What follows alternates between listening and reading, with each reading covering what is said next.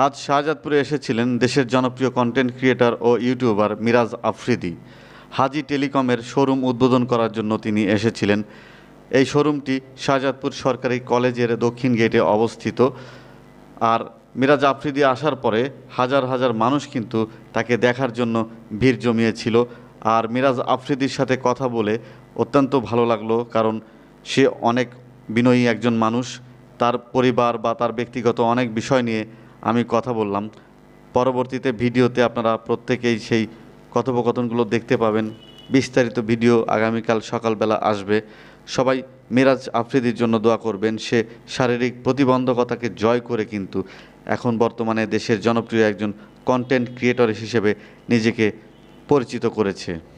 মিরাজ আফ্রিদিও মন খুলে বিভিন্ন বিষয় নিয়ে কথা বলেছেন, তার মনের ভাব প্রকাশ করেছেন। আমরা দোয়া করি সে যেন ভালো থাকে, তার পরিবার পরিজন আত্মীয় স্বজন নিয়ে এবং সুস্থ থাকে।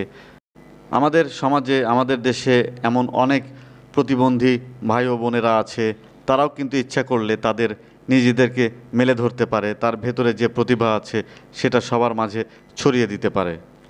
আমরা প্রত্যাশা করি প্রত্যেক কন্টেন্ট ক্রিয়েটার সুস্থ ধারার কন্টেন্ট তৈরি করে সমাজ সংস্কারে ভূমিকা রাখবে। আর এই হাজি টেলিকম অ্যান্ড বিকাশ পয়েন্টে আপনারা এসে কিস্তিতে মোবাইল ক্রয় করতে পারেন। আর এই নভেম্বর মাস জুড়ে একটি অ্যান্ড্রয়েড ফোন কিনলে আরও একটি নর্মাল ফোন কিন্তু ফ্রি দেওয়া হচ্ছে।